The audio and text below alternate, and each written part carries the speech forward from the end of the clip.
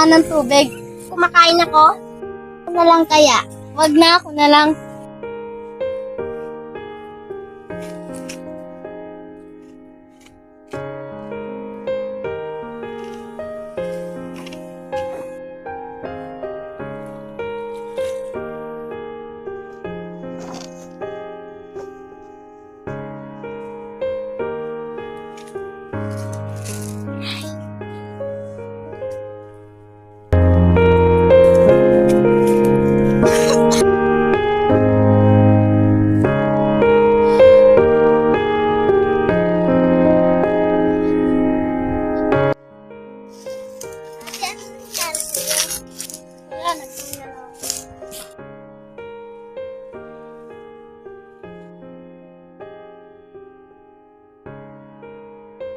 Ay, naku, magalis na ako sa walang kwentang bahay na to.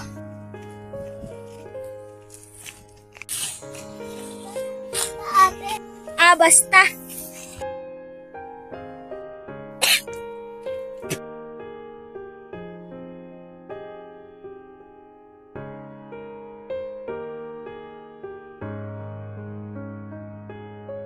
Ate, anong nangyari sa'yo? Wala.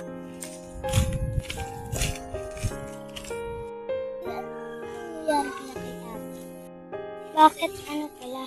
Yung kamay niya. May sakit ang ate mo. Takot na ako. Ito tayo sa palengke. O nga, para makabili tayo ng gamot ng ate mo. Magandang idea yan. Hanap na tayo to browse sa palengke. Hey, tara na! Wait, teka lang. Magpitas kaya tayo ng gulay sa sakahan. Sige. At nakahanap nga ng trabaho ang magkakaibigan.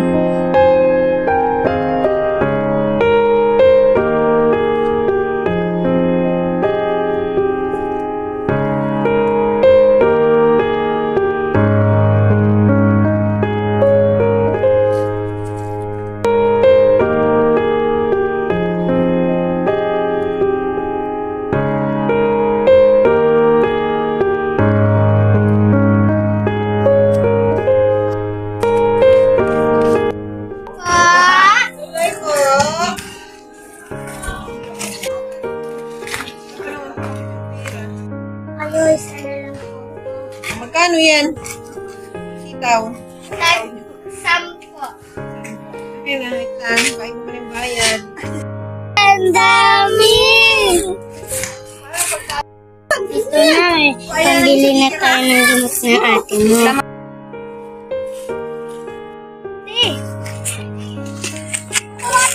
Ate! Si Pia, may sakit si ate. Kaya wala ko siyang awa kay ate. Hayaan mo na lang. Ibigay na lang natin itong gamot kay ate mo.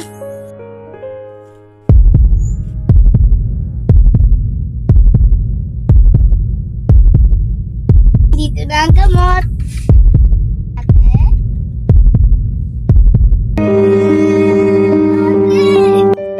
Siya. Oo nga. Ilang linggo na ang makalipas nang maisipan ni Pia na umuwi na sa kanilang bahay.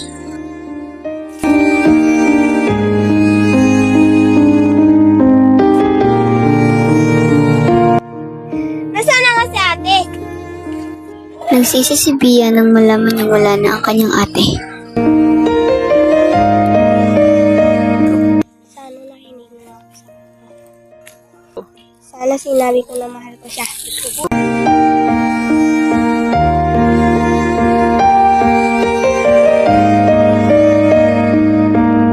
Mahalin natin ang ating pamilya.